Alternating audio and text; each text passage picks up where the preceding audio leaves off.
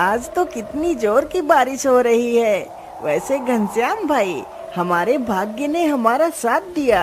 जरा देखो तो हमारी फसल कितनी अच्छी हुई है।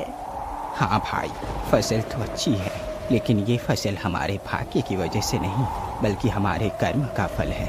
जब हम दोनों ने मिलकर इस खेत में कड़ी मेहनत की है, तभी जाकर तो हमारे खेत में इतनी अच्छी फसल हुई है। अरे नहीं भाई, यह सब कुछ हमारे भाग्य की वजह से ही हुआ है। यदि हमारे भाग्य में यह अच्छी फसल नहीं लिखी होती तो हमें कभी भी नहीं मिलती। इसलिए भाग्य ही बड़ा है।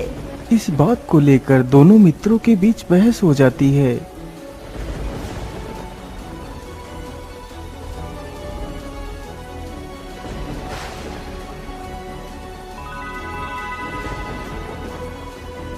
अरे क्या बात है भाई, आप दोनों आपस में ही क्यों लड़ रहे हैं? अरे देखिए ना मन्ना भाई, ये मेरा मित्र शामू कहता है कि भाग्य सबसे बड़ा होता है, जबकि मेरा कहना है कि जब तक इंसान कर्म नहीं करेगा तब तक कुछ भी नहीं हो सकता। इसीलिए कर्म ही बड़ा है। बात तो सही है। यदि कोई वस्तु इंसान के भाग्य में ना हो तो वह नहीं मिल सकती, लेकिन बिना कर्म किए भी तो कुछ भी प्राप्त नहीं होता।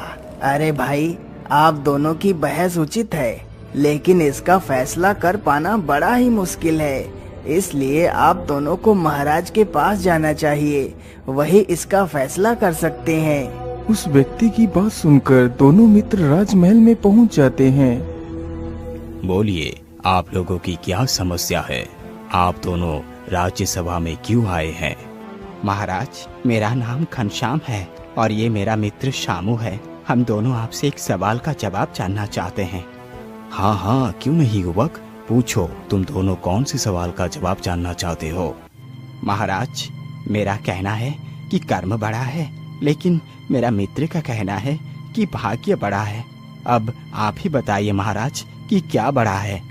बात तो सही है, यदि इंसान कर्म ना करे तो उसे कुछ भी प्राप्त नहीं हो सकता, और यदि इंसान के भाग्य में कोई वस्तु लिखी है तो वो उसे जरूर मिलती है। इसीलिए इस विषय पर तो कोई भी निर्णय लेना उचित नहीं होगा। क्या हुआ महाराज, आप कोई जवाब क्यों नहीं दे रहे? युवक, इस प्रश्न का उत्तर देना इतना भी आसान नहीं है जितना कि आप समझ रहे हैं, लेकिन आप चिंता ना करें, मैं इसका जवाब अवश्य दूंगा, लेकिन अभी नहीं। इसके लिए मुझे 1 महीने की मोहलत चाहिए। ठीक है महाराज, यदि ऐसी बात है तो फिर हम दोनों 1 महीने बाद ही आएंगे। इतना कहकर दोनों मित्र वहां से चले जाते हैं।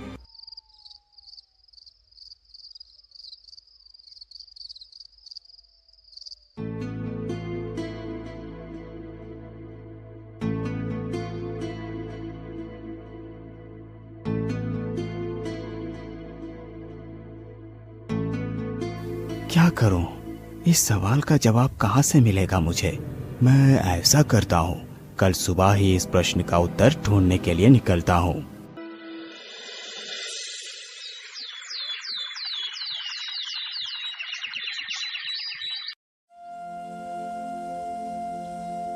अगली सुबह होते ही राजा अपना वेश बदलकर प्रश्न का उत्तर ढूंढने के लिए निकल पड़ता है।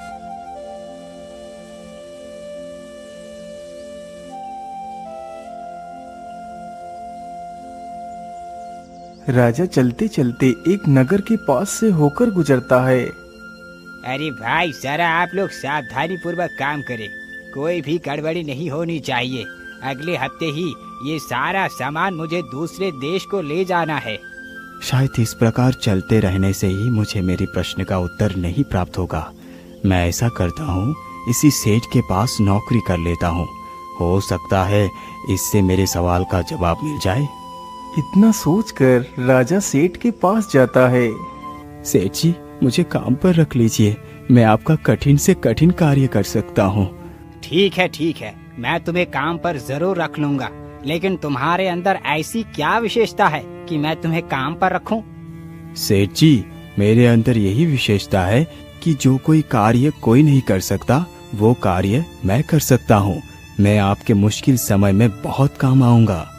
तो फिर ठीक है युवक, मैं तुम्हें प्रत्येक दिन 5 सोने की मोहरें दूंगा। मुझे मंजूर है सेठ जी। बहुत अच्छी बात है, तुम आज से ही हमारे पास काम पर लग जाओ। इतना सुनते ही राजा भी उन बोरियों को उठाने लगता है। युवक, तुम तो बड़े ही मेहनती लगते हो। जिस बोरी को 2 लोग मिलकर उठाते हैं, तुम उसे अकेले ही उठा कर ले आ रहे हो। वाह वाह, बहुत बढ़िया।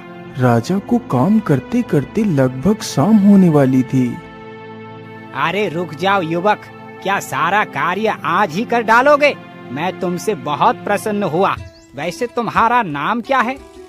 सेठ जी, मेरा नाम विक्रम है।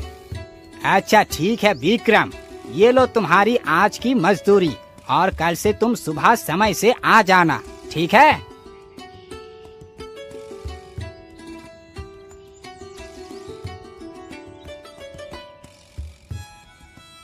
वैसे यहाँ पर तो कर्म ही बड़ा है, क्योंकि जब मैंने कर्म किया तभी जाकर मुझे पैसे मिले, लेकिन इससे मेरे हृदय को संतुष्टि नहीं हुई।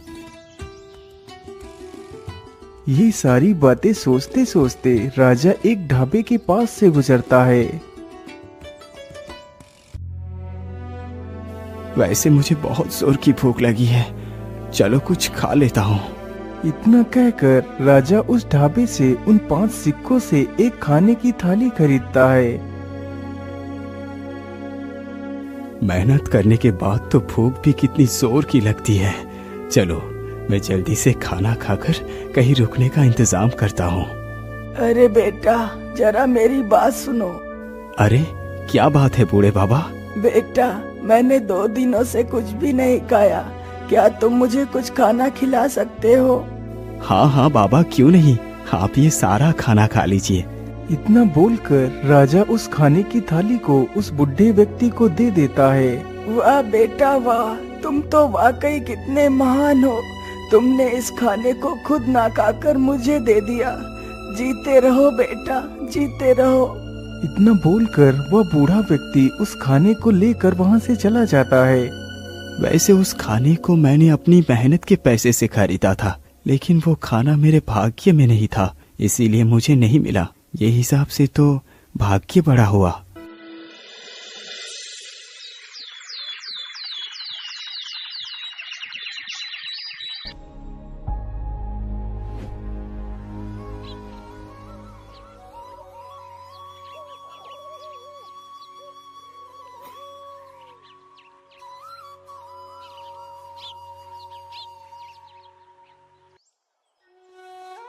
विक्रम, जल्दी से सारा अनाज की बोरियां लाद दे, मुझे जल्दी ही निकलना होगा। लेकिन पता नहीं क्यों आज सुबह से मेरी बाईं आंख फड़क रही है। सेठ जी, यदि आपकी बाईं आंख फड़क रही हो तो आज विदेश यात्रा शुभ नहीं। मेरा मानो तो आपको कल निकलना चाहिए। अरे नहीं विक्रम, ऐसा कुछ नहीं होता। ये तो एक मिथ है और कुछ नहीं। ये सारा अनाज मुझे आज ही पहुंचाना है। सेठ जी, यदि आपकी यही जिद है तो मैं भी आपके साथ चलूंगा। ठीक है विक्रम, तुम भी मेरे साथ चल सकते हो। फिर विक्रम भी जहाज पर चला जाता।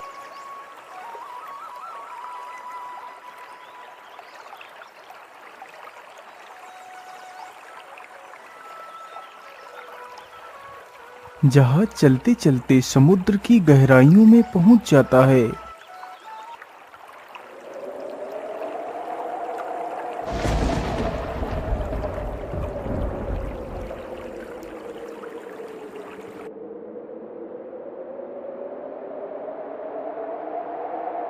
अरे ये क्या, अचानक से ये काले बादल कहाँ से आ गए?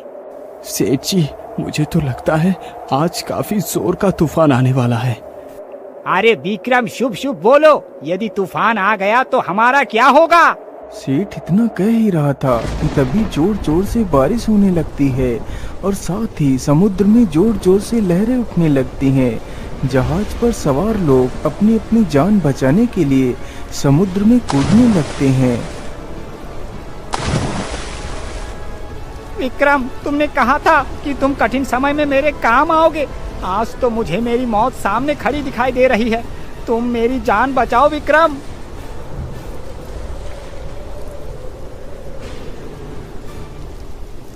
सेठ जी, आप चिंता न करिए। आप इस लकड़ी के एक सिरे को पकड़ लीजिए। अब यहाँ से बचने का सिर्फ यही एक उपाय है। सेठ तुरंत ही उस लकड़ी के दूसरे सिरे को पकड़कर समुद्र में कूद जाता है।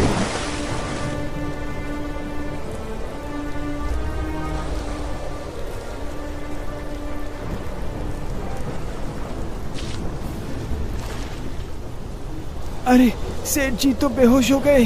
राजा तथा वह सेठ दोनों बहते बहते समुद्र के किनारे पहुंच जाते हैं। हे भगवान, मैं तो कितना थक गया हूँ। इतना कहकर राजा अपनी आंखें बंद कर लेता है। तभी एक मगरमच्छ आता है और सेठ की टांग पकड़कर समुद्र में खींच ले जाता है। कुछ देर बाद ही जब विक्रम की आंखें खुलती हैं तो देखता है कि सेठ वहाँ पर नहीं है। अरे सेठ जी कहाँ चले गए? अभी तो यहाँ पर थे, इतनी जल्दी आखिर कहाँ जा सकते हैं? तभी राजा की नजर जमीन पर पड़ती है जहाँ पर वह मगरमच्छ सेठ को खींचकर ले गया था। अरे ये पैरों के निशान तो एक मगरमच्छ के हैं, तो इसका मतलब सेठ जी को एक मगरमच्छ खींच कर ले गया है। हे प्रभु, मैंने सेठ जी की जान अपने प्रयास से तो बचा ली, लेकिन सेठ जी के भाग्य में जीवन ही नहीं था, इसीलिए उनकी मृत्यु हो गई। लेकिन ये तो कितना बुरा हुआ, मैं सेठ जी की रक्षा नहीं कर पाया। राजा इस बात को सोच सोच कर काफी ज्यादा शोक प्रकट करता है। यहाँ तो दूर दूर तक कोई परिंदा भी नजर नहीं आ रहा। चलो सीधे ही चलता हूँ, हो सकता है कोई नगर ही मिल जाए। इतना सोचकर राजा वहाँ से निकल पड़ता है।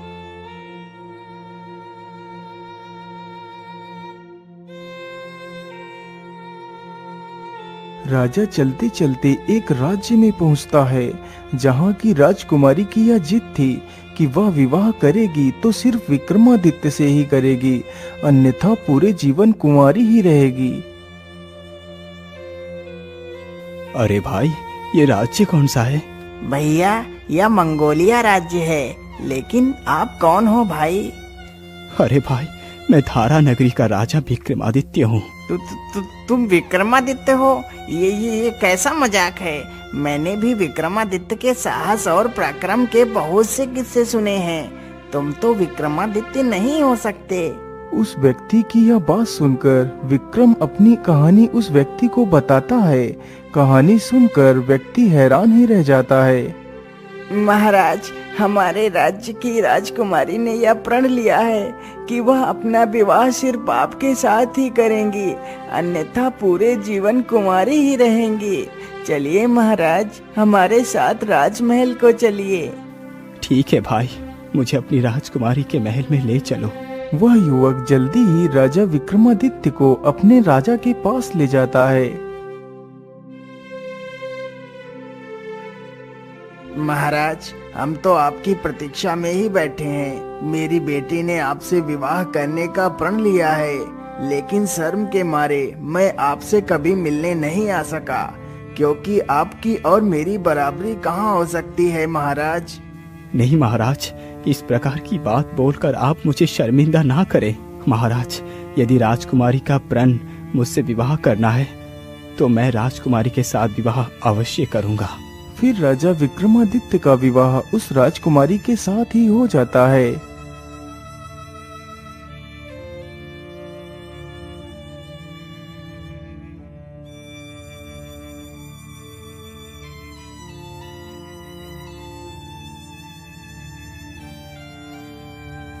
अच्छा महाराज, अब आप मुझे जाने की अनुमति दें। फिर वह दोनों पति पत्नी पैदल ही अपने राज्य के लिए निकल पड़ते हैं। दोनों चलते चलते एक जंगल से होकर गुजरते हैं।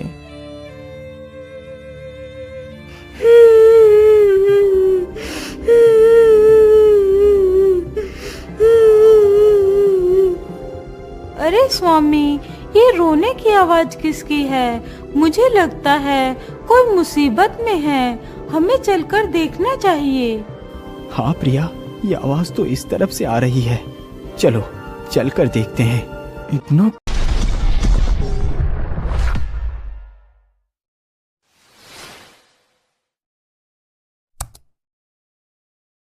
कहकर दोनों उसी दिशा में बढ़ते हुए चले जाते हैं जिधर से वह रोने की आवाज आ रही थी। राजा चलते चलते अपनी नजरों को इधर उधर दौड़ाता है। तभी उसकी नजर एक पेड़ के नीचे पड़ती है, जहाँ पर एक छोटी सी लड़की बैठकर रो रही थी। अरे क्या बात है बेटी, तुम रो क्यों रही हो? और तुम कौन हो? इस जंगल में अकेली क्या कर रही हो? मेरा नाम गुड़िया है। मैं यही पास के गांव के बाहर एक झोपड़ी में रहती हूँ।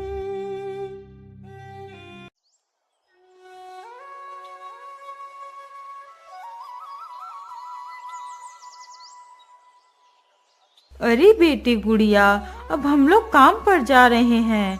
तुम अपने छोटे भाई का ख्याल रखना और दरवाजा अच्छे से बंद कर लेना। अंदर ही खेलना, बाहर मत जाना। ठीक है माँ, आप बिल्कुल भी चिंता ना करो, मैं बाहर नहीं जाऊंगी। इतना सुनकर उसके माता पिता काम के लिए चले जाते हैं।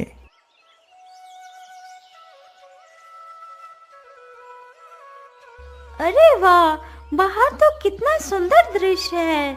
जरा देखो तो उन प्यारी तितलियों को, कितनी आकर्षक लग रही हैं। मैं ऐसा करती हूँ, थोड़ी देर बाहर चलकर खेल लेती हूँ, फिर अंदर आ जाऊंगी। इतना सोचकर गुड़िया अपने छोटे भाई को लेकर बाहर आती है और उसे वहीं घास पर लिटा देती है और खुद तितलियों के साथ खेलने लगती है। अरे वाह, ये तितली तो कितनी प्यारी है। वह इतना कह ही रही होती है कि तभी एक गिद्धनी उसके भाई को अपने पंजे में दबाकर उड़ जाती है। अरे दोस्त, तू मेरे भाई को कहाँ ले जा रहा है? छोड़ दे मेरे भाई को। बेचारी गुड़िया उस गिद्धनी का पीछा करते करते काफी दूर तक चली जाती है, लेकिन उसे पकड़ नहीं पाती।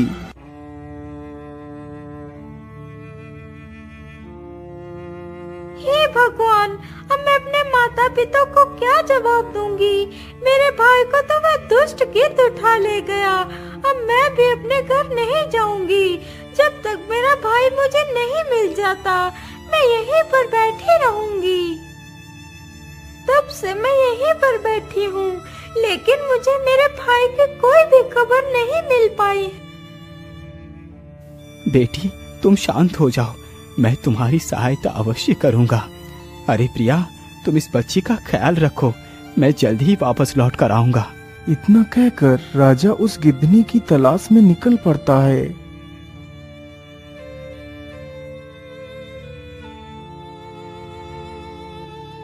राजा चलते चलते काफी दूर निकल जाता है।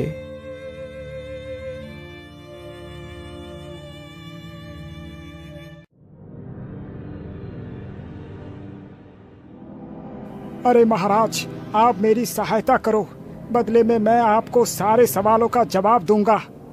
अरे ये किसकी आवाज है, जबकि आसपास तो कोई भी नहीं है? महाराज नीचे देखिए, नीचे मैं एक चूहा हूँ।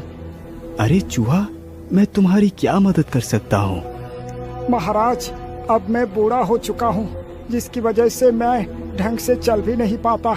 मैं कई दिनों से भूखा हूँ। मैं इस पेड़ पर चढ़ने की कोशिश करते करते थक गया हूँ, लेकिन चढ़ नहीं पाया। यदि तुम मेरे लिए इस पेड़ से कुछ फल तोड़ दो तो मैं आपको उस गिद्धनी के सारे राज बता सकता हूँ। राजा ने जैसे ही चूहे के मुख से उस गिद्धनी का नाम सुना तो वह चौंक ही जाता है। अच्छा ठीक है चूहा, मैं तुम्हारे लिए फल अवश्य तोड़ दूंगा। इतना बोलकर राजा उस पेड़ से कुछ फल तोड़कर चूहे को देता है। अब बताओ चूहे, वो गिद्धनी कहाँ पर है? महाराज वो कोई गिद्धनी नहीं, बल्कि वो एक आदमखोर डायन है, जो मनुष्यों को शिकार कर उन्हें उबालकर खा जाती है। उससे साधारण इंसान जीत नहीं सकता। चूहा, यदि तुम उस डायन के बारे में इतना सब कुछ जानती हो तो फिर ये भी अवश्य जानते होगे कि उसका अंत कैसे होगा। हाँ महाराज, मैं ये भी जानता हूँ कि उसका अंत कैसे होगा। तो फिर बताओ मुझे, उसका अंत कैसे होगा? महाराज उसका अंत करना इतना आसान नहीं। आपसे पहले एक और राजा ने उस डायन को मारने की कोशिश की थी, लेकिन वो असफल रहे, तो उस डायन ने उस राजा को भी मार कर खा लिया। चूहा, तुम मेरे प्राणों की चिंता ना करो, तुम बस मुझे उस डायन को मारने का उपाय बताओ। तो फिर ठीक है, सुनो महाराज, आपको चिल्का नदी से उस चमत्कारी पत्थर को ढूंढ कर लाना होगा। यदि आप उस पत्थर को ढूंढ कर ले आए तो ये समझो कि उस डायन की मौत निश्चित है। ठीक है चूहा, मैं तैयार हूँ। चलो मुझे उस नदी के पास ले चलो। क्षमा करिए महाराज, लेकिन मैं वहाँ तक नहीं जा सकता। बस मैं आपको वहाँ का रास्ता ही बता सकता हूँ। ठीक है चूहे, तुम मुझे वहाँ का रास्ता ही बता दो। महाराज, आप यहाँ से सीधे चले जाओ, पहाड़ी के उस तरफ ही वो नदी है। इतना सुनकर राजा उस पत्थर की तलाश में निकल पड़ता है।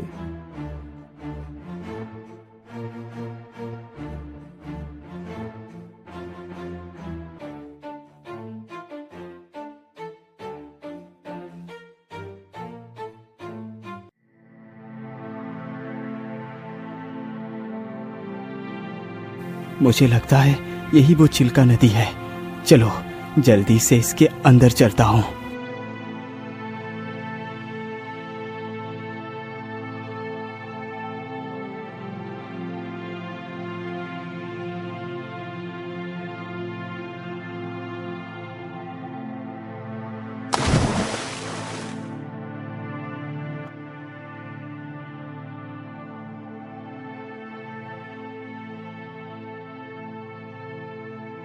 राजा पानी में काफी देर तक इधर उधर घूमता है।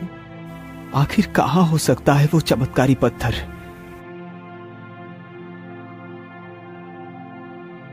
अरे ये गुफा कैसी है? कहीं वो चमत्कारी पत्थर इसी गुफा में तो नहीं है? इतना बोलकर राजा उस गुफा के भीतर घुस जाता है। राजा गुफा के भीतर अपने सेठ को देखता है, जो कि जीवित अवस्था में है और एक पिंजरे में कैद है। अरे मगरमच्छ, मुझे छोड़ दो। तुम्हें मुझे मारकर क्या मिल जाएगा? यदि तुम मुझे छोड़ दोगे तो तुम्हारे लिए रोज रोज एक नया शिकार लेकर आऊंगा। मेरा विश्वास करो। अरे सेठ, तुझे क्या लगता है मैं इतना बड़ा बेवकूफ हूँ जो तुझे जाने दूंगा? तेरी हड्डियाँ तो मैं चबा चबा कर खाऊंगा। बस 2 दिनों की बात है, जब हमारी महारानी आ जाएगी तब मैं तुम्हारी हड्डियों को खूब चबाऊंगा। तब तक के लिए चुपचाप पिंजरे के अंदर बंद रहो। अरे ये तो हमारे सेठ हैं, लेकिन ये यहाँ पर कैसे आए? राजा चुपचाप उस मगरमच्छ की बातों को सुन रहा था। तभी उसकी नजर पास में रखी एक चमकदार वस्तु पर पड़ती है। अरे ये क्या? कहीं ये वही चमत्कारी पत्थर तो नहीं है? हाँ, जरूर यही वो चमत्कारी पत्थर है।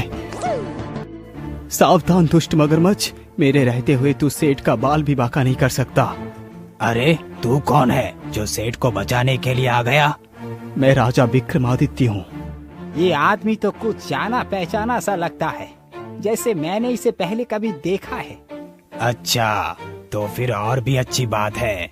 एक शिकार और सही। इतना कहकर मगरमच्छ राजा की तरफ हमले के लिए बढ़ता है। तभी राजा अपनी तलवार से मगरमच्छ को मौत की नींद सुला देता है। सेठ जी, ये कैसा पिंजरा है? इसका तो कोई भी दरवाजा नहीं है। महाराज, ये एक जादुई पिंजरा है। इसकी चाबी वो चमत्कारी पत्थर है। यदि तुम उस पत्थर को उठाकर इस पिंजरे से स्पर्श कर दोगे तो ये पिंजरा गायब हो जाएगा और मैं आजाद हो जाऊंगा। इतना सुनते ही राजा उस पत्थर को उठाकर पिंजरे से स्पर्श कराता है। पत्थर के स्पर्श होते ही वह पिंजरा गायब हो जाता है। चलो सेठ जी, जल्दी से इस नदी के बाहर चलो। फिर वह दोनों जल्दी ही उस नदी से बाहर निकल आते हैं। महाराज, मेरी जान बचाने के लिए आपका बहुत बहुत धन्यवाद। सेठ जी, ये तो मेरा कर्तव्य था। वैसे महाराज, मेरा हृदय ऐसा क्यों कहता है कि मैं पहले भी आपसे मिल चुका हूँ, जबकि सत्य तो ये है कि मैं पहली बार आपसे मिल रहा हूँ। सेठ जी, मैं विक्रमादित्य हूँ, जिसने आपके घर में नौकरी की थी। फिर राजा अपनी सारी कहानी सेठ को सुनाता है। महाराज, मेरे धन्यवाद जो आप जैसे महान राजा के साथ समय बिताने का अवसर मिला। अच्छा सेठ जी, अब मैं चलता हूँ। अभी मुझे और भी जिम्मेदारियों को पूरा करना है। इतना कहकर राजा वापस उस चूहे से मिलने के लिए चल पड़ता है और सेठ वहाँ से अपने राज्य की ओर चला जाता है। शायद सेठ का जीवन अभी बाकी था, इसीलिए वो मौत के मुंह से भी बचकर बाहर आ गए, क्योंकि उनके भाग्य में अभी मौत नहीं लिखी थी। और यदि मैं कर्म करके यहाँ तक नहीं आता तो शायद सेठ को बचाना संभव नहीं होता। चूहा, मैं उस चमत्कारी पत्थर को ले आया हूँ, बताओ मुझे अब इस पत्थर का क्या करना है। महाराज, आप इस पत्थर को अपनी तलवार में समाहित कर इसे अपनी ताकत बना लो, जिससे एक ही बार में वो दुष्ट डायन परलोक को चली जाए। इतना सुनते ही राजा उस पत्थर को अपनी तलवार से स्पर्श कराता है तो वह चमकीला पत्थर उसी तलवार के अंदर समा जाता है। चूहे, अब तुम मुझे उस डायन तक पहुंचने का रास्ता बताओ। महाराज, आप यहाँ से सीधे दक्षिण दिशा की ओर चले जाइए। जंगल के बीच में एक झोपड़ी बनी है, उसी झोपड़ी में वो डायन रहती है। इतना सुनकर राजा वहाँ से निकल पड़ता।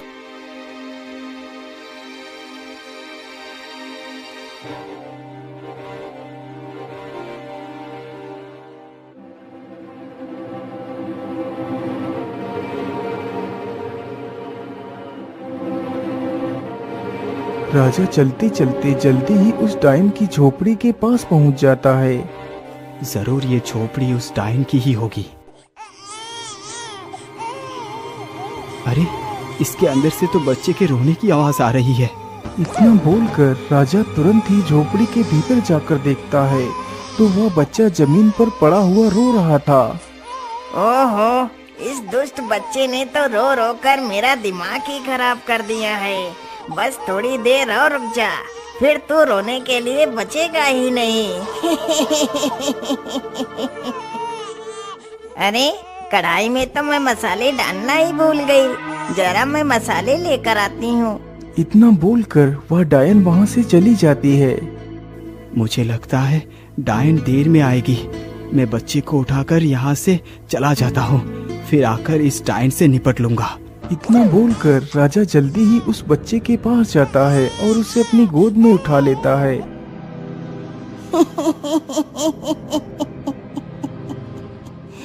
अरे दुष्ट राजा, तुझे क्या लगा तू मेरे न रहने पर मेरे शिकार को चुरा कर ले जा सकता है? तो ये तेरी बहुत बड़ी भूल है। अरे दुष्ट डायन, तुझे क्या लगता है मेरे रहते हुए तू इस बच्चे को नुकसान पहुंचा सकती है? तो ये तेरी भूल है। उसका भी फैसला अभी हो जाएगा, पहले मेरे वार से बच।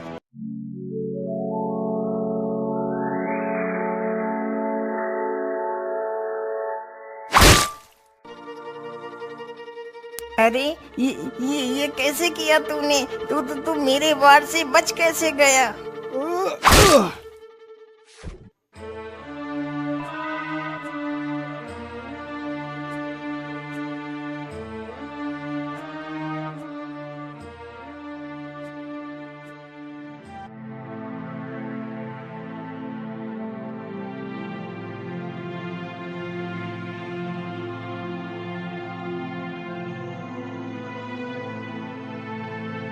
महाराज, आपका बहुत बहुत धन्यवाद।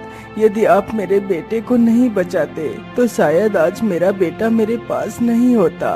मैं आपका ये एहसान कभी नहीं चुका पाऊंगा महाराज। अरे नहीं भाई, ये तो मेरा फर्ज था। अच्छा, अब मैं चलता हूँ। तुम अपना और अपने परिवार का ख्याल रखना। इतना बोलकर राजा अपनी पत्नी के साथ अपने महल की ओर निकल पड़ता है। यदि देखा जाए तो यहाँ भी कर्म ही बड़ा है। यदि मैं उस बालक को बचाने के लिए नहीं जाता तो शायद वो बालक भी लौटकर नहीं आ पाता और ना ही सेठ का जीवन बच पाता।